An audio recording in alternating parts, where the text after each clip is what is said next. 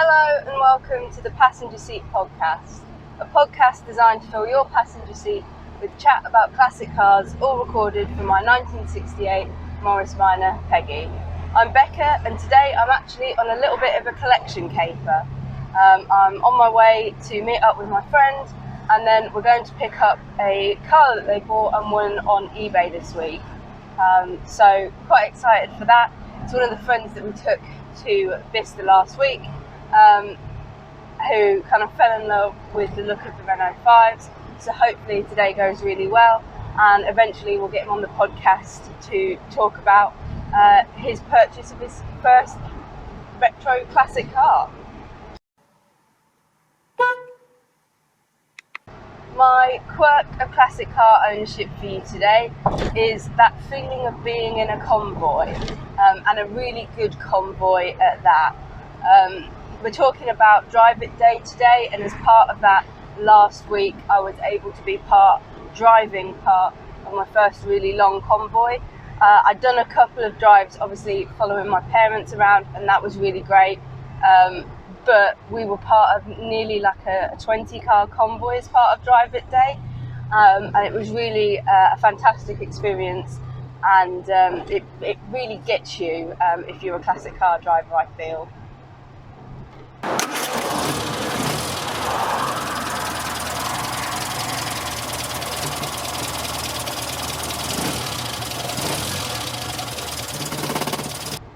So yeah, like I said, we're talking about Drive It Day today. Drive It Day this year took place on Sunday the 24th of April.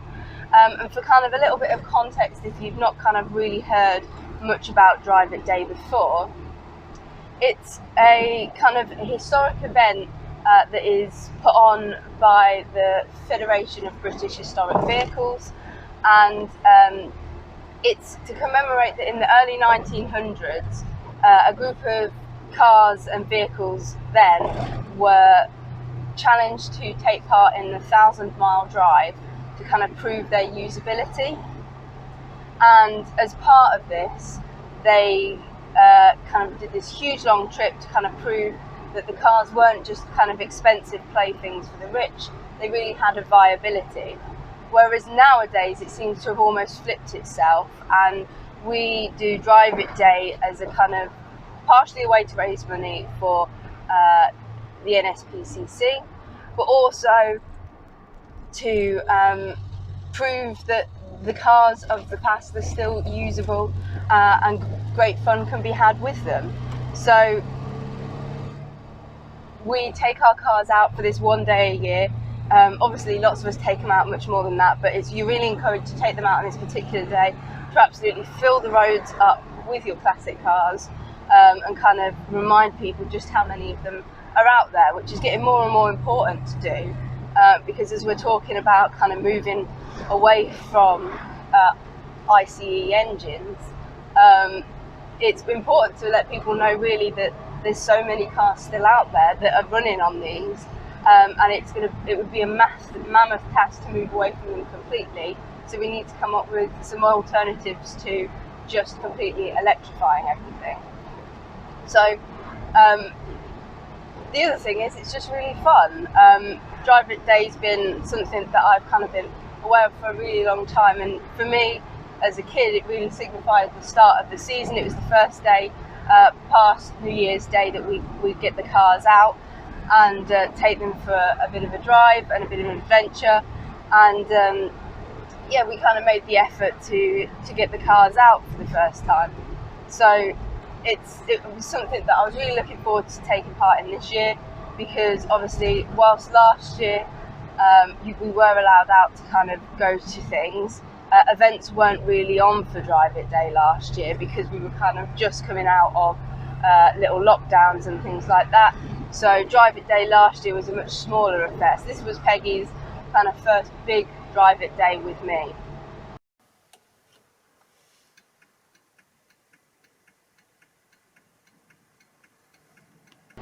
So there was lots of events being put on, but something that really interested me was that my local Morris Minor branch, the Peterborough Branch, had joined up with the Wolseley register in the local area to go on a trip to the Bubble Car Museum.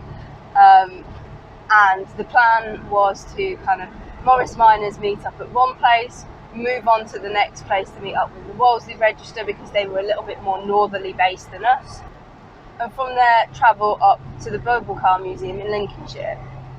So we actually added an extra kind of part to our plan for Drive It Day. Both the Peterborough Branch and the Wolseley branch were incredibly welcoming.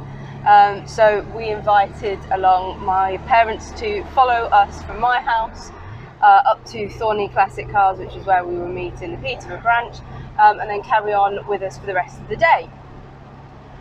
So as it was kind of primarily BMC and Leyland cars that were meeting, they chose to bring Poppy the A40 Farina to kind of fit in with everything else, considering most of their other cars are what eventually became Roots. So they met us at our house. We got Peggy all set up with her Drive It Day plaque on, and then headed up towards Thorney Classic Cars. But we had only got maybe 10-15 minutes up, and we noticed that Poppy and my parents had dropped off in the rearview mirror and weren't kind of behind us. So we pulled over, rang them up and said, "Are you okay?" And they said there's a cludunking noise coming from somewhere, and we're just trying to work out where it's coming from. And it turned out that whilst they had decided that Poppy was the most appropriate car, perhaps Poppy had looked at the amount of miles that we were covering that day and decided she didn't really fancy it, and her exhaust, one of her exhaust brackets had come undone. They blamed the bumpy Fenland roads, and they decided that they couldn't carry on with the kind of noise that she was making as a result of that, so chose to quickly bomb home and swap Poppy out for the newly acquired Singer Chamois. A week earlier than Dad was supposed to kind of be out and using it for his birthday. So they went home, we carried on up and met up with the Morris Miners from the Peterborough branch. We then got word that they kind of made it home and were going to be heading up the kind of A1 less of a scenic route and hopefully catching up with us a little bit later on, my parents that is. So the Morris Miner group set off, and we were following behind a lovely blue Traveller that could really go, and had Lewis, Agnes and Chelsea behind us. And it was Kevin and Bridget in the lovely light blue Traveller in front of us that had organised the route from there up to the Long Sutton services where we were meeting the Wolseley group, and it was an absolutely beautiful route. They're clearly very well versed in the back roads that exist up near them, and they had it was just a very lovely little drive round that area, really nice, and already we were starting to get that little bit of a buzz of being in a convoy with other people.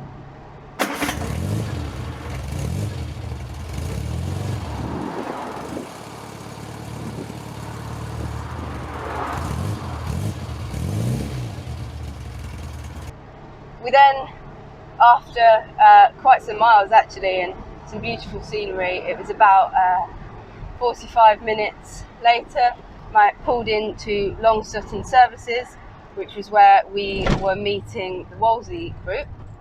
But it turned out that several other groups had chosen Long Sutton services with its quite 50s feeling diner and surroundings as a place to meet up for the start of a lot of their runs as well. So we found that there was really quite a lot of variety and photo opportunities to be had whilst we were parked up there waiting for the last few people to arrive. So we made the most of that, had some lovely conversations with a few of the owners of some of the other cars, There was 2 Jensen Interceptors, which were absolutely gorgeous, and Jamie enjoyed nosing around those. And then we made a move from there in convoy with about 20 cars towards the Bubble Car Museum. And this convoy was really like so cool. Again, using loads and loads of these back roads, making a lot of kind of fun out of kind of windy little roads, and them being primarily empty, and making our way through up to the Bubble Car Museum. We were in convoy driving it on Drive It Day for, again, approximately an hour, really enjoying what was a beautifully sunny day, and having such a fantastic drive round. We were kind of towards the back of the convoy, so it made for some great scenery as we kind of went round big bends and things around fields that you could kind of see all these cars, and really the only cars that you could see on the road were primarily these 50s and 60s BMC and Leyland cars. So it was really lovely to watch and be part of. And what was quite funny is that when we did eventually come to more populated traffic areas, and modern cars started to cut into the traffic, I've always got a little bit about that, but so did Jamie as well. So it was nice to know that it's not just me, that even though it's not a legal requirement or whatever, it's kind of nice when drivers occasionally do kind of let everybody out when they're convoying like that.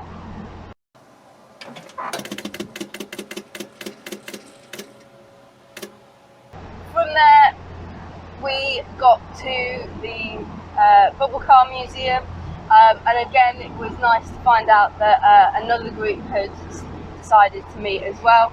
So we were able, and then I think a few people had just chosen individually to take their cars out for a drive, and kind of park up at the Bubble Car Museum. I had went to the Bubble Car Museum a very long time ago. I can vaguely remember going as a kid, because these tiny little vehicles have always interested my dad, and we used to kind of live quite close by to there, so I can remember kind of going once a very long time ago, but it had been really quite a while since we'd been, so it was nice that we were able to go again and kind of see things with a bit more knowledge and in my mind kind of about cars. But firstly, we parked up, we took in kind of the cars that we'd been in convoy with, had a nice chat with a few people, and I started taking some photographs because I knew that a few of the cars had planned to not stay too long at the Bubble Car Museum and go off for a lunch afterwards. So I thought, well, the museum's going to be there after they go, so I'll try and take a few photos and things first, and then go ahead and look around the museum. So we did that, and then we headed into grab ourselves a quick cup of tea from the cafe before we went round the museum. It's a really interesting museum with quite a lot of different kind of bits and pieces in there alongside the bubble cars that kind of give you a real feel of the era that these sorts of cars were as popular as they were. And then there's a variety of bubble cars. I think when most people think of bubble cars, they think of the Izettas and the Messerschmitts, but it's more of a microcar museum in terms of having quite a lot of variety and examples of these small and small engined cars that were quite popular during the period. So there was a lot to look round on, a lot to read. You can get a little guidebook that gives you a bit more information about kind of the history of car in general, and also the car that you are looking at in particular, because some of them have got quite interesting backstories as individual cars, not just as their makes and models. But yeah, alongside kind of all the cars, there's quite a lot of kind of displays of to give you an idea of kind of the life that existed around these cars, which is quite nice to see as well. I took quite a liking to the Prinks, I think they're called, cars. There was a really nice red sporty looking one there, but also when you go upstairs there was some really interesting, quite alien looking cars. One of them was called like Bambi or something, and again they were such interesting kind of cars to look round, and things. I believe the museum does do kind of bubble car rides at certain times of the year on certain weekends, which I think would be a really interesting thing to do, and it would also give you the opportunity to kind of see the size of these cars in relation to the cars that were happening in the car park. We were quite lucky in the fact that one guy who lived locally, who had a Messerschmitt, had decided to kind of take it for a little drive on that day and park it up in the car park. So we were able to have a nice conversation with him before we went into the museum, and again see just how tiny these cars are, not only in relation to us but also in relation to the kind of cars outside. If you've never been to the museum and you're wondering if it's kind of worth the trip over there, I'd let you know that really it's, because of the size of the car, it's pretty small, but the price of entry is also quite small. So it's kind of a nice place to kind of stop off in, like as an alternative kind of pit stop if you're on a longer journey as well. It is quite tucked away, but the roads around there are a really nice driving experience. So if you're looking for kind of a nice stop off in that area, it's definitely worth having a wander around and stretching your legs there, and having a look at kind of the very interesting vehicles in there. It was also really nice to see another AC Invacar. Really love Hubnuts Took, and was really great to meet that at the NEC November show. But it was nice to kind of see another one and kind of make some small comparisons kind of between the two of them, but there's not really that much difference. But again, being a car that I had seen kind of out and about in comparison to other cars, it looks quite big compared to some of the little cars that were in that museum. So it really highlighted kind of how tiny some of these little microcars are.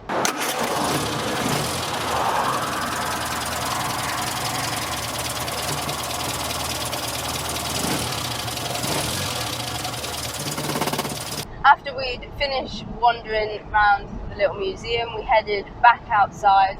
It was really nice to see that a few other cars, again kind of individuals who were out enjoying Drive It Day, as well as a few others who were kind of part of smaller convoys and groups, had arrived.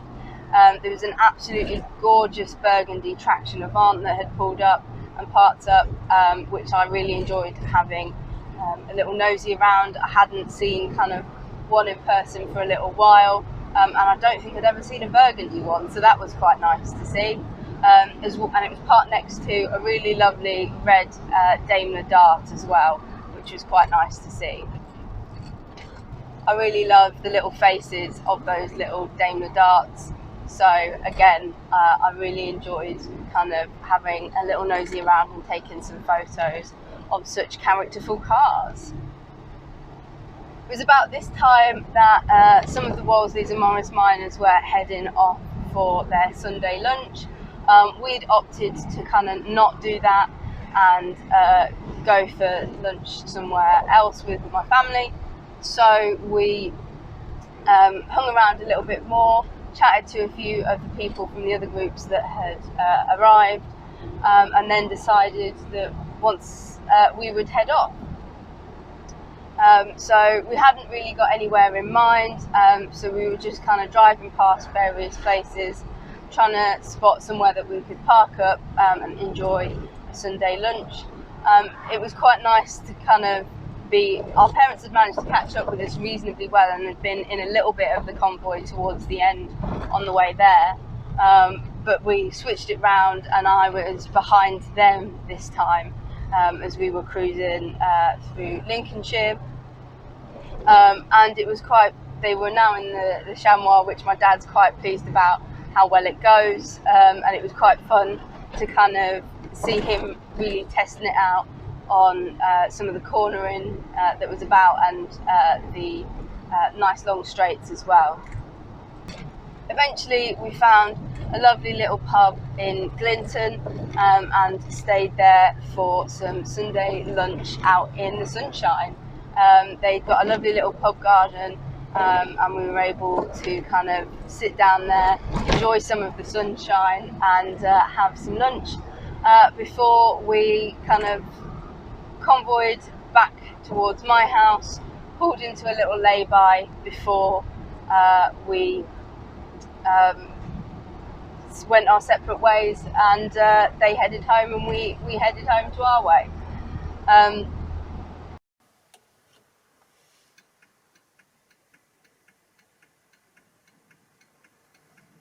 But yeah, it was a really lovely day. We were so lucky last weekend with some really gorgeous weather.